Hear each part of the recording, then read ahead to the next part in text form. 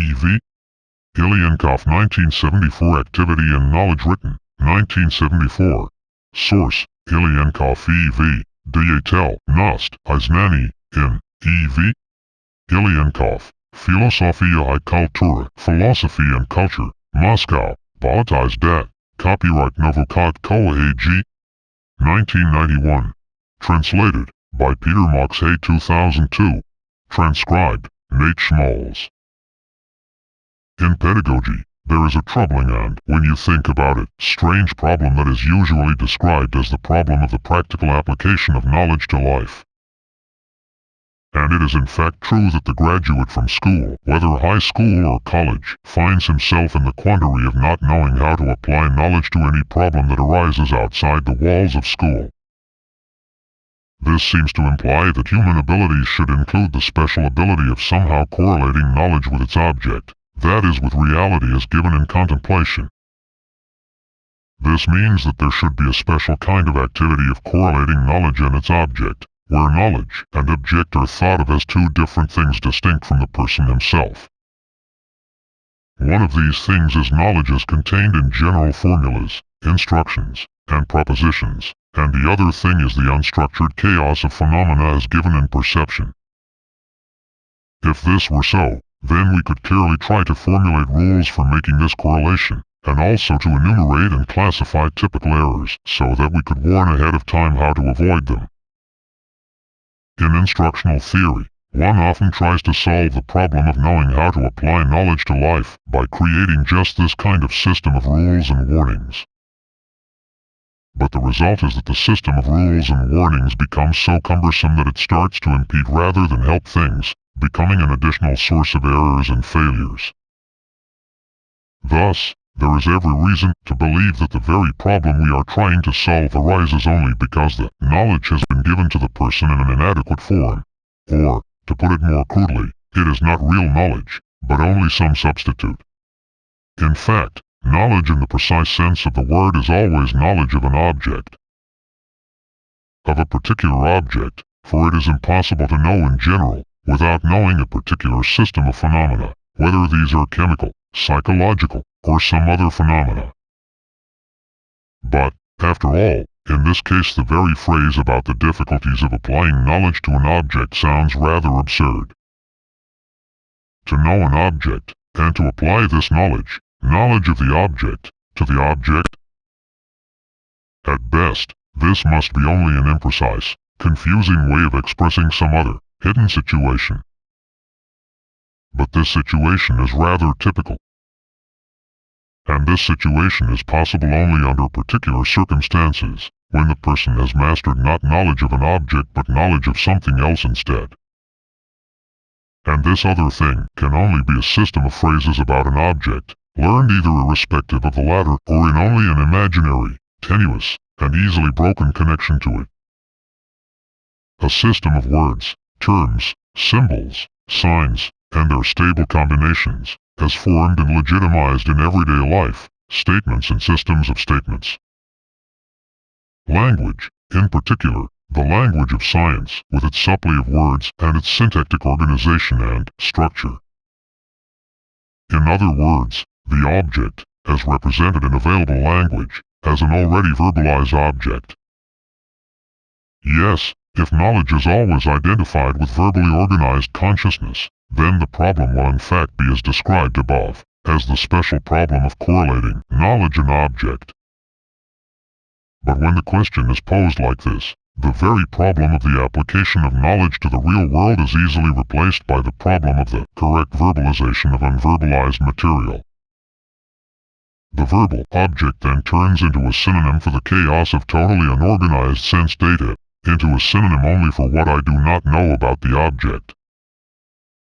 In general, we obtain the well-known program of neo-positivism with its utopian hopes of erecting a system of rules that provide procedures for going from language to facts that lie outside of language, and vice versa, where there must be no contradictions within language.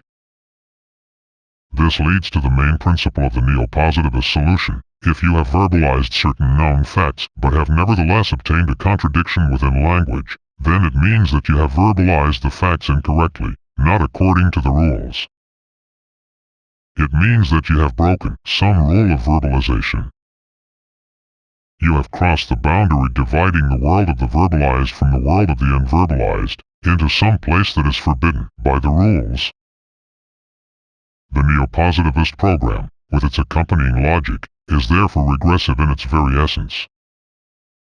It replaces the real problem of knowledge, as knowledge, cognition, of an object that exists not only outside of language, but also independent of any self-organized language, by the problem of the verbal formation of verbally unformed material. Here the latter is thought of as the totally unformed chaos of sense data, as the passive material of knowledge, which can be formed verbally in one of two ways, either correctly or incorrectly. But here, correctly means according to the rules of available language, that is such that it is forced to fit without contradiction into available language, into the available semantic syntactic framework, into available knowledge. The real problem of the cognition of the object has therefore been twisted around into a purely linguistic problem, the problem of first assimilating available language, the language of science, and then of assimilating facts in the forms of this available language. Naturally, this problem is solved by refining one's linguistic ingenuity, allowing any data to be expressed in such a way that they work without a hitch, without contradiction, within the available language framework, within available knowledge. This is precisely what Imre Lakatos had in mind when he rightly noted that the neo-positivist program, if realized, would mean the death of science. Available knowledge would forever be frozen in the form of the available language of science. And the object would forever be doomed to the pathetic role of an object of linguistic manipulations, and would not be present in the content of knowledge in any other form. It would not be allowed in, it would be held back at the entrance to knowledge by the filters of neo-positivistic logic. And therefore, according to this logic, it is also not permitted to know the object as something outside of and independent of language. We can know only the language of a particular object region, and the question of which facts are included in it, that is, do not contradict it, and which are excluded from it, that is, contradicted, depends on which language is assumed.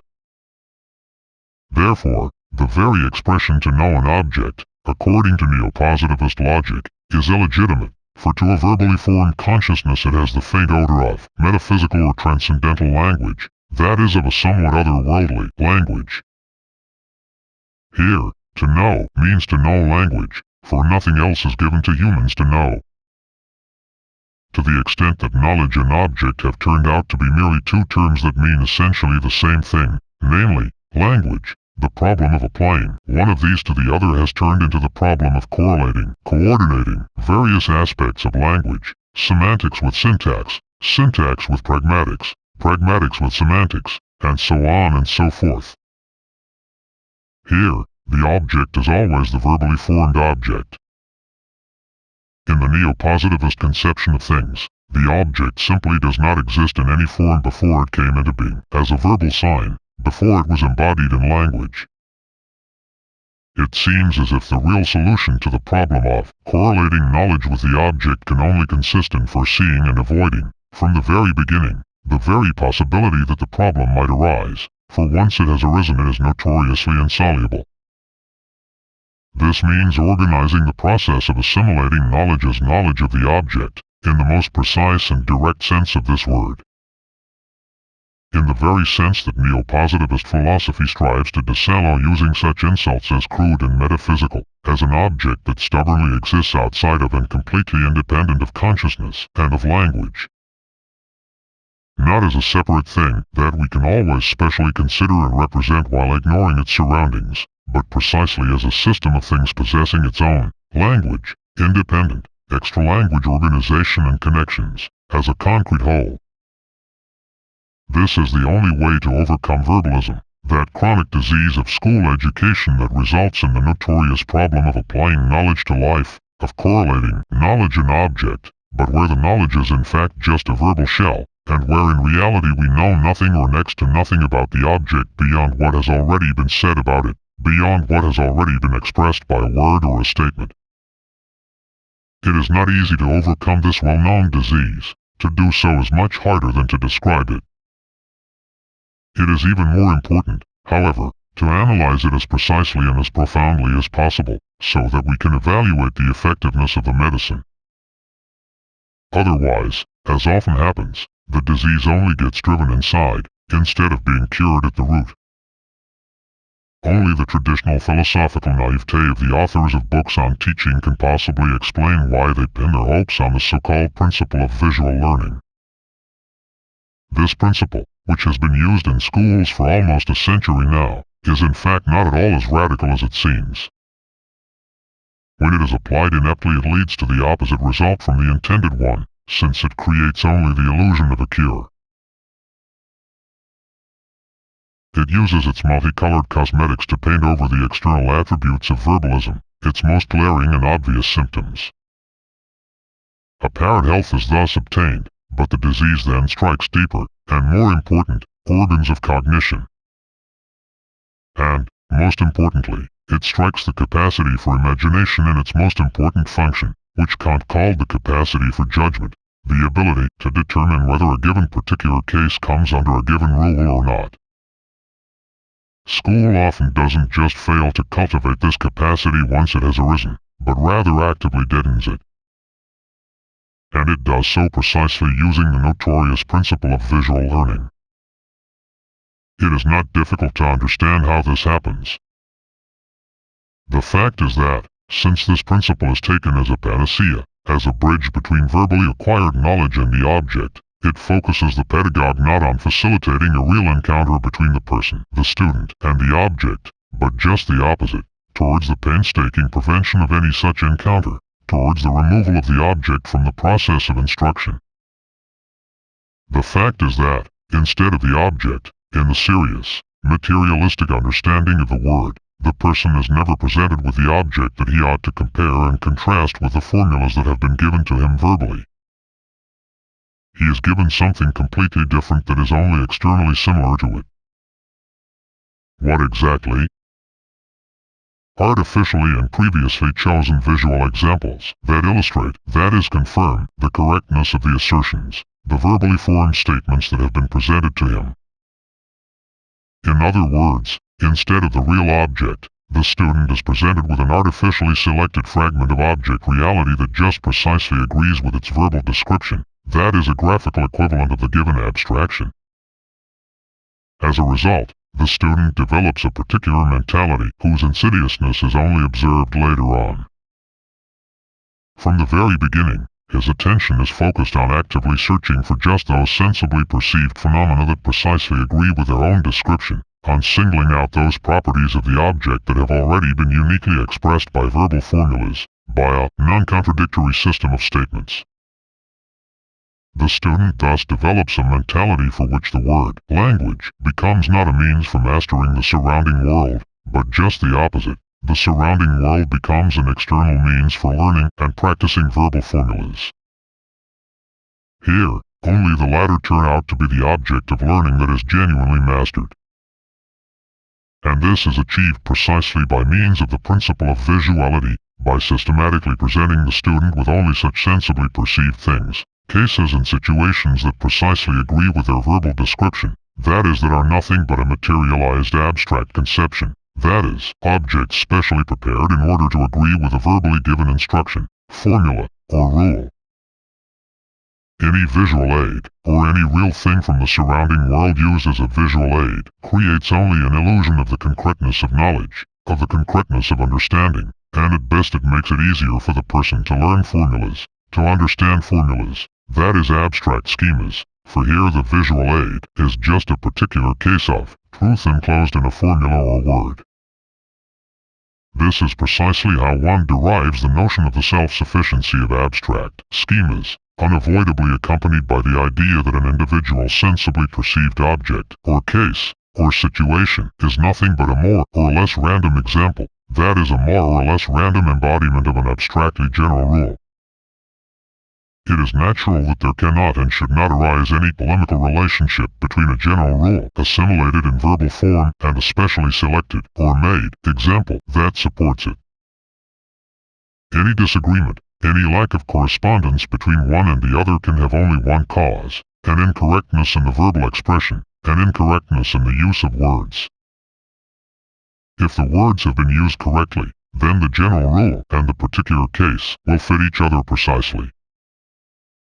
There is no difference between them in content. These are one and the same formula, except that in one case it is presented visually and in the other case non-visually, that is as the meaning of certain word signs.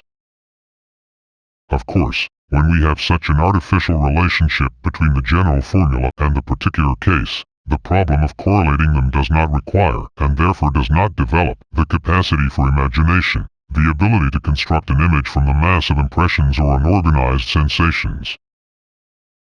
Here, this ability is simply not needed, for the image of the thing is presented ready-made, and the whole problem has been reduced to merely expressing it in words. After all, a visual aid is not the thing but a ready-made image of the thing. It has been created independent of the activity of the student, by the artist who prepared it by strictly following verbal instructions, or else by the pedagogue who gave him this image in verbal form. In either case, as an object, as a reality existing outside of, prior to, and completely independent of the activity of cognition, the student is presented with an image that has been previously organized by words, and the student has to do only one thing, to make the inverse translation of this image into verbal form. The student thinks that he is describing an object, but in fact he is only reproducing an alienated, a visually embodied, verbal formula, which has been used, but not by him, to create the image that was presented to him. The student thus learns only how to reproduce ready-made images, images that have already received their citizenship in the world of language. He does not produce the image, for he never encounters any object, any raw material for the image, that has not already been processed by words. This has already been done for him by the pedagogue or the artist. Thus, the student goes from a ready-made image to its verbal expression. This kind of learning is operating by the skin of its teeth. However, the decisive part of the path of cognition, to go from the object to an image, and then back from this image to the object, remains outside the range of the student's activity. In school, he is never confronted with the problem of correlating the image with the object. Instead of the object, he is always given a ready-made image as a substitute. The corresponding ability of course never develops, since no activity with the object has taken place. What the student really acts with is an image, one that was created outside of his own mind. That is, he acts with a materialized conception. After all, this is what geometric figures drawn on the blackboard are, or counting sticks. It doesn't matter whether they are sticks of wood or of plastic. What's important is that they are an image of quantity, or, more precisely, of number, and colored pictures, and all the other real object, stage props of the schoolchild.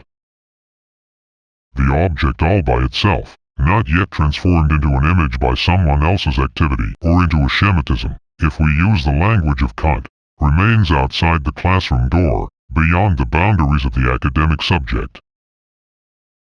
The student encounters the object itself only outside of school and talks about it not in the language of science, but in ordinary, everyday language, using it to assemble his own, spontaneously formed conceptions, his personal experience. It is clear that this is where the crack appears between the world of scientific knowledge and the world of the conceptions found in everyday experience, a crack which then widens into a divide between knowledge and beliefs. This divide is not a result of hypocrisy, dishonesty, or some other moral defect. The student simply does not know how to relate these two different spheres of knowledge to each other. After all, a belief is also knowledge, but it is acquired independently, as an end result of personal experience, whereas knowledge assimilated during class is instilled in him as a ready-made, abstract rule, to which he must, is required to, is obligated to subordinate his actions in order to solve the kind of strictly defined problems he encounters in school, problems which are often of no interest to him whatsoever. These are problems that he never meets with outside of school, although he has promised that he will do so later on, when he becomes an astronaut or a taxi driver, but often this doesn't help. So, During class the schoolchild ends up dealing with ready-made images, schemas, of reality and the verbal formulas that express them, but he encounters the object only outside of lessons, outside of school. As a result, he never finds a bridge between these two very dissimilar worlds, these two spheres of his life activity. He is lost when he finally encounters any reality that has not been scientifically prepared for him. He ends up being able to apply formulas successfully only in a situation that is precisely as described in the textbook. That is only when life has already been organized according to science. That is, when the object has already been systematized by someone else's activity, where it has already been made according to the rules, where science has already been applied. Where, in other words, we are talking only about the so-called visualization of verbally given formulas or rules. Here, it is precisely the formula that organizes the image, that directs the activity of constructing the image or visual representation, that replaces a ready-made verbal instruction, an image that is supposed to be the essence of the matter, but that we can nonetheless safely do without.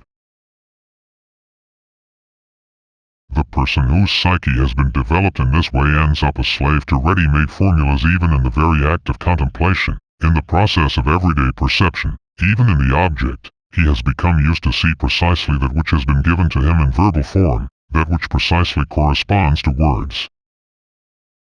Of course, all this should not be understood as a rejection of the principle of visual learning. In its place, this principle is good and useful, and precisely as a principle that makes it easier to assimilate abstract formulas.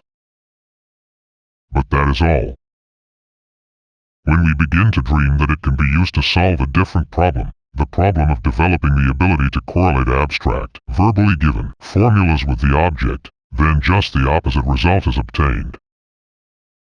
The person then develops a type of mentality where, when he looks at an object, he sees, visually represents, only what he already knows about it through someone else's words, through the words of the textbook author or the teacher.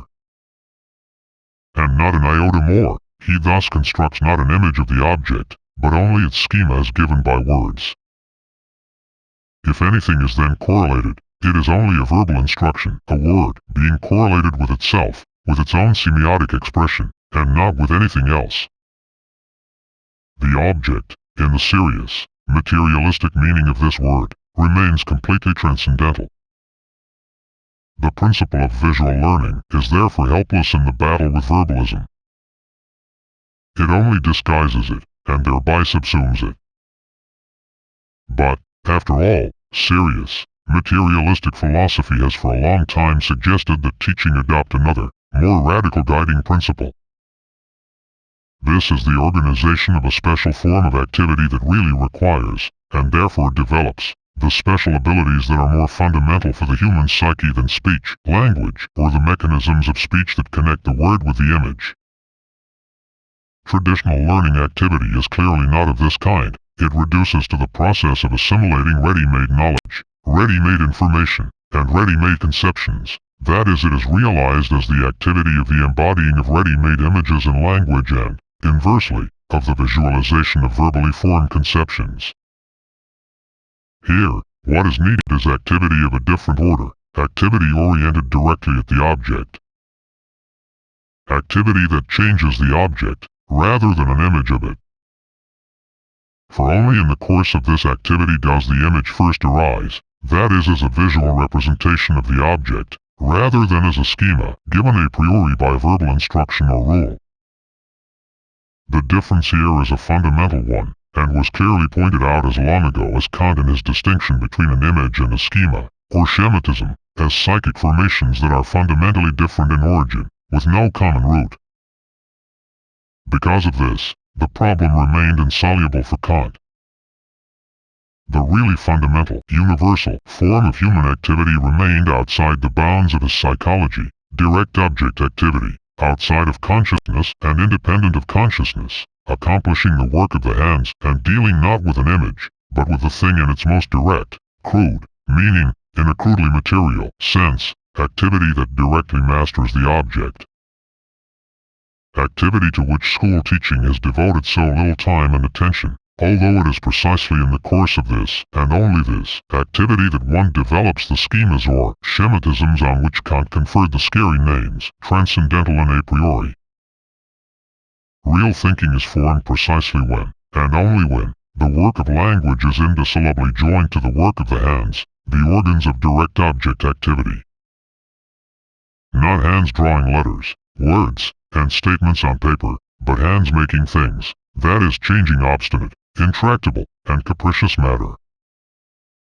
Only thus can we observe its objective nature, independent of words or ready-made images, its objective character or stubbornness.